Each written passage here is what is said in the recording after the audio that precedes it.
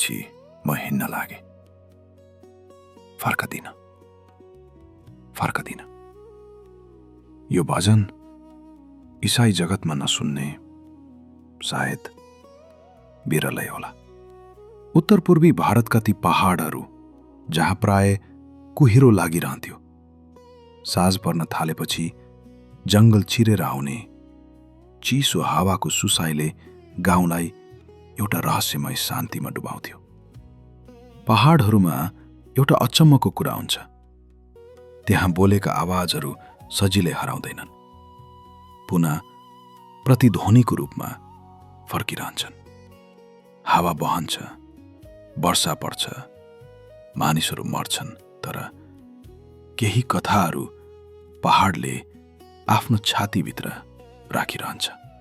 भारतको उत्तर पूर्वी भूभागमा पर्ने गाह्रो पहाडहरू पनि यस्तै थिए। त्यो समय अहिलेको जस्तो सडक थिएन, बिजुली थिएन, अस्पताल थिएन। घना जंगलहरू थिए, कुहिरोले ढाकिएका डाँडाहरू थिए, अनि त्यहाँ बस्थे गारो जातिका मानिसहरू। यो कथा त्यही पहाडको हो, सन् 1850 को दशकतिरको। त्यो बेला अहिलेको मेघालय छुट्टै राज्य थिएन, त्यो भूभाग आसामभित्र पर्थ्यो। त्यहाँका गाउँहरू आफ्नै नियममा बाँच्थे। मुखियाको आदेश नै कानून थियो, पुर्खाले मानेको धर्म नै जीवन थियो। त्योभन्दा बाहिर सोच्नु पनि अपराध जस्तै मानिन्थ्यो। त्यही गाउँमा बस्ने एकजना मानिस थिए, नोङसेङ कुनै दानी मानिस थिएनन्।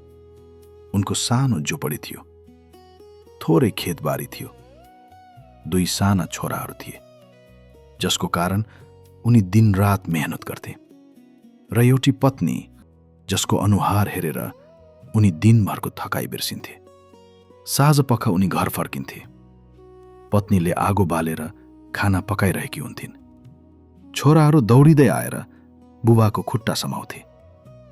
त्यो सानो परिवार नै नोङसेङको संसार थियो। उनी खुसी थिए, कम्तीमा उनीलाई त्यस्तै लाग्थ्यो। तर कहिलेकाहीँ मानिसको जीवनमा एउटा यस्तो दिन आउँछ जसले सबै कुरा बदलिदिन्छ।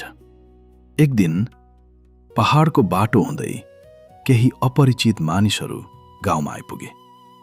उनीहरूको लुगा गाउँलेहरूको भन्दा फरक थियो, भाषा फरक थियो, हिँडाइ फरक थियो, तर आँखामा एउटा अचम्मको शान्ति थियो।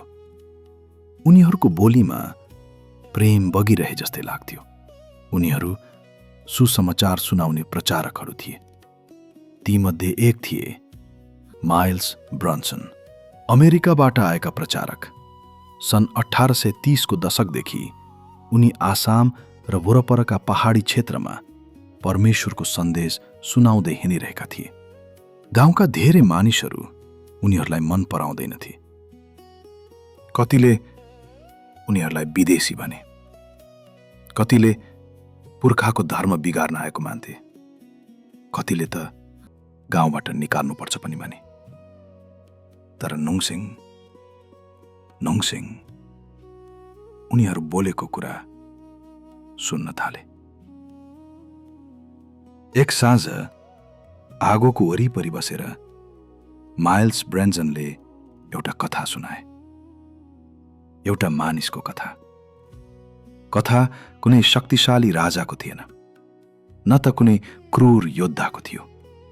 त्यो त एउटा यस्तो मानिसको कथा थियो जसले आफ्ना शत्रुहरूलाई पनि अगाध प्रेम गरे, जसले क्रूसको कठोर पीडामा मर्दै गर्दा पनि आफ्ना हत्याराहरूलाई क्षमा गरिदिए। नोङसेङ चुप लागेर सुनिरहे। त्यो रात उनी घर फर्किए। पत्नीले सोधिन्, किन यति चुप हुनुहुन्छ? तर उनीसँग उत्तर थिएन। बाहिर पानी परिरहेको थियो। झुपडीको छानाबाट बलेसीमा खसिरहेको पानीको आवाज टप टप खाइरहेको थियो। छोराहरू निदाइसकेका थिए। आगो बिस्तारै निप्दै थियो। आगो निप्दै गए पनि नोङसेङको मनभित्र चाहिँ आगो बलिरहेको थियो। उनी सोचिरहे, कस्तो मानिस रहेछ त्यो जसले आफूलाई मार्नेहरूलाई पनि प्रेम गर्छ, बिना कारण क्षमा गर्छ। कस्तो मानिस, को रहेछ त्यो मानिस? नोङसेङ सोचिरहे। त्यस रात उनी निदाउन सकेनन्। अर्को दिन फेरि प्रचारकहरूलाई भेटे। अर्को दिन फेरि कथा सुने। सिलसिला जारी रह्यो। फेरि अर्को दिन बिस्तारै उनको मन बदलिन थाल्यो। उनी पहिलो पटक यस्तो परमेश्वरको बारेमा सुनिरहेका थिए जो मानिसलाई डरले होइन प्रेमले बोलाउनुहुन्थ्यो। धेरै दिनसम्म उनी आफ्नै मनसँग भित्रभित्रै लडिरहे। उनले सोचे, मनमा डर उब्जियो, यदि गाउँलेहरूले थाहा पाए भने, यदि मुखिया रिसाए भने, यदि परिवारमाथि खतरा आयो भने। तर अन्ततः एक बिहान उनले आँखा बन्द गरेर बिस्तारै भने, येशू, आजदेखि म तपाईको पछि हिँड्नेछु। त्यो दिनदेखि सबै कुरा बदलियो।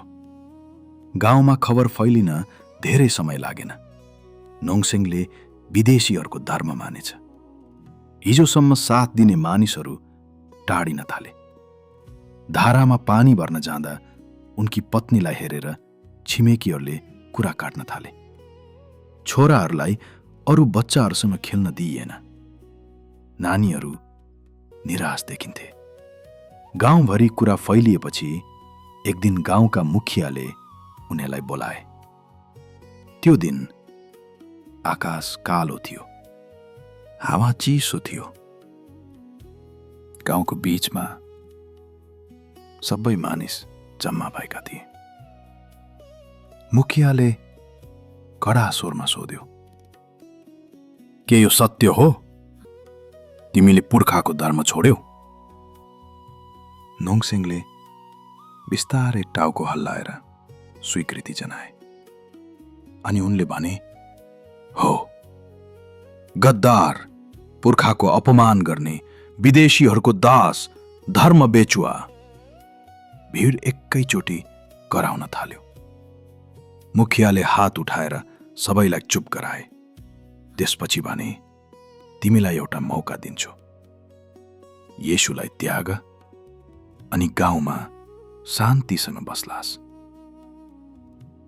नोङसेङ चुप रहे। उनले आफ्नी पत्नीलाई हेरे। पत्नी डराएकी थिइन्, तर पत्नीको आँखामा एउटा गहिरो विश्वास र साहस थियो। मुखियाले फेरि ठूलो स्वरमा भने, पुर्खाको धर्ममा फर्कन्छस् कि फर्कदैनस्?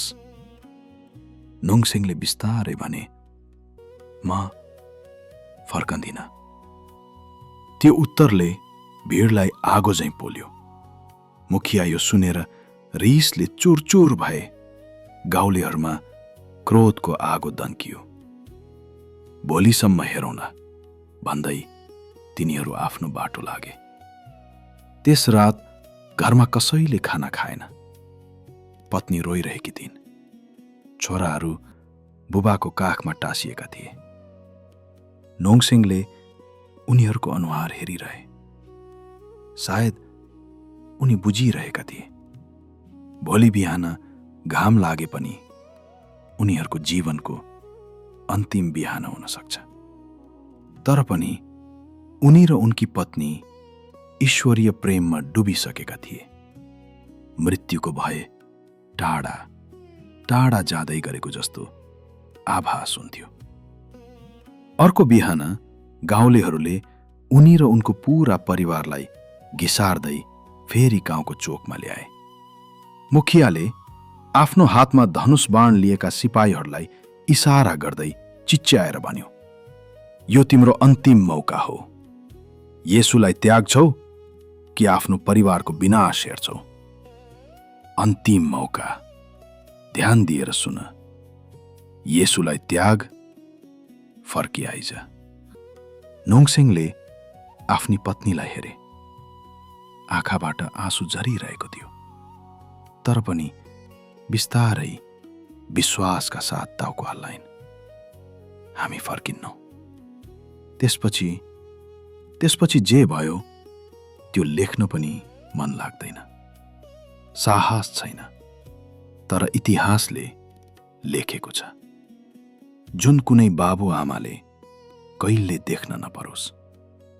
मुखियाको एउटा इसारामा सिपाहीहरूले ती दुई साना छोराछोरीलाई धनुष बाणले हानेर उनको आँखै अगाडि ढाडाइदिए।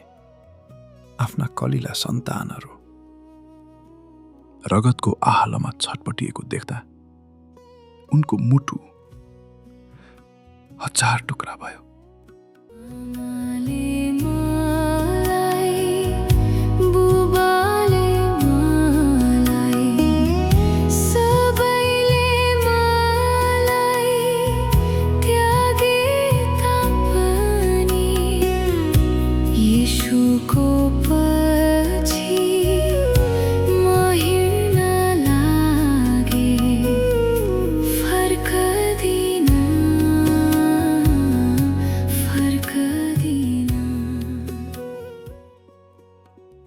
आँसु र वर्षाको पानीले उनको अनुहार नेत्रुक्क भिज्यो।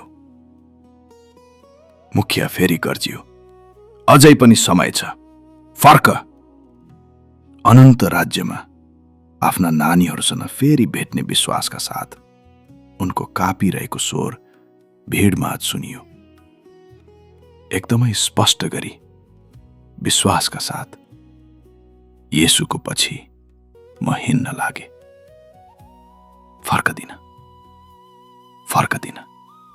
येशूको पछि म हिँड्न लागे, दुनियाँलाई त्यागी, क्रुस नै बोकी। येशूको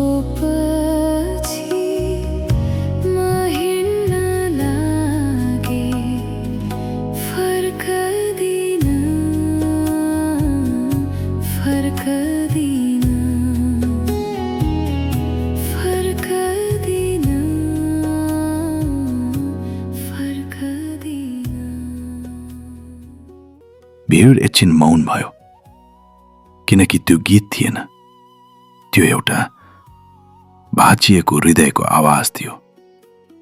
क्रोधले पागल भएको मुखियाले उनकी प्यारी पत्नीलाई पनि त्यही सिध्याइदिन आदेश दियो। उनकी पत्नी पनि उनको आँखै अगाडि ढालिन्। अब नोङसेङ एक्लै थिए, सबै गुमाइसकेका, तर अझै टुटेका थिएनन्। अब उनी बिल्कुल एक्लै थिए। संसारमा उनको भन्ने कोही बाँकी थिएन। उनको शरीर रोइरहेको थियो, तर आत्मामा एउटा अद्भुत ज्योति बलिरहेको थियो। मुखियाले आफ्नो तरवार उनको गर्दनमा राख्दै भन्यो, अब त तिम्रो कोही बाँकी छैन, अब त फर्की। मृत्युको मुखमा उभिएर उनले मुस्कुराउँदै आफ्नो अन्तिम वाक्य पूरा गरे। आमाले मलाई, बुबाले मलाई, सबैले मलाई त्यागे तापनि येशूको पछि म हिँड्न लागे। क्रुस छ अघि, संसार छ पछि, फर्कदिन। माटोको मेरो क्षणभरको शरीर माटैमा फेरि नमिलेसम्म येशूको पछि म हिँड्न लागे। फर्कदिन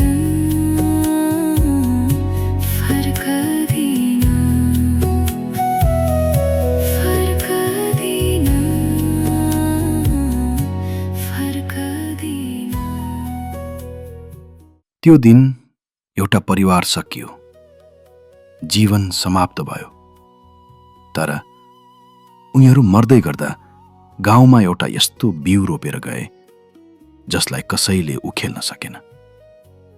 कथा अनुसार त्यो परिवारको अचम्मको बलिदान र विश्वास देखेर पछि त्यही क्रूर मुखिया र सिङ्गो गाउँले येशूलाई आफ्नो मुक्तिदाता स्वीकार गरे।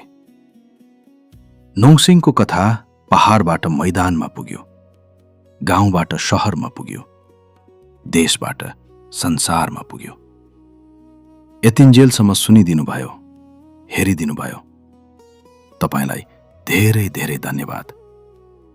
पछि गारो समुदायका स्थानीय विश्वासी सिमोन मराकले ती शब्दहरूलाई गीतको रूपमा मिलाए। पछि धेरै प्रचारकहरूले त्यो गीत गाउँ गाउँ पुर्याए। पछि साधु सुन्दर सिंहले ती शब्दहरूलाई भारतको परम्परागत धुनमा ढालेर सङ्गीतबद्ध गरे र आफ्नो प्रचार यात्राका क्रममा यसलाई व्यापक रूपमा गाउन र फैलाउन सुरु गरे। पछि सन् 1950 को दशकमा अमेरिकी सङ्गीतकार विलियम रेनविलले यसलाई पश्चिमा चर्चहरूका लागि सङ्गीतबद्ध गरेपछि यो गीत विश्वभर फैलियो। वर्षहरू बिते, त्यो सानो गाउँको कथा पहाडका खोजहरू काट्दै संसारभर यात्रा गर्न थाल्यो। आज इतिहासकारहरूका बीचमा यसका सानातिना विवरणलाई लिएर मतभेद होलान्। कतिपय कुरा लिखित नभएर मौखिक रूपमा आएका होलान्, तर एउटा कुरा कसैले बदल्न सक्दैन, यो गीतले विगत 150 वर्षदेखि लाखौं टुटेका हृदयहरूलाई सम्हाल्दै आएको छ। आज पनि जब कुनै मानिस एक्लो हुन्छ, जब संसारले उसलाई त्याग्छ, जब विश्वासको मूल्य ज्यानभन्दा महँगो बन्छ, तब संसारको कुनै कुनामा यो गीत फेरि सुनिन्छ। अफ्रिकाको कुनै सानो माटोको चर्चमा, चीनको कुनै भूमिगत कोठामा, युद्धको मैदानमा, जेलको अँध्यारो कोठरीमा वा अस्पतालको बेडमा छटपटाइरहेको कुनै बिरामीको ओठबाट बिस्तारै यही आवाज निस्कन्छ, येशूको पछि म हिँड्न लागे, फर्कदिन, फर्कदिन। किनकि केही गीतहरू कागजमा लेखिँदैनन्, ती त रगत र बलिदानले मानिसको आत्मामा लेखिन्छन्। अनि जबसम्म यो संसारमा विश्वास जीवित रहन्छ, यो गीत कहिल्यै मर्ने छैन।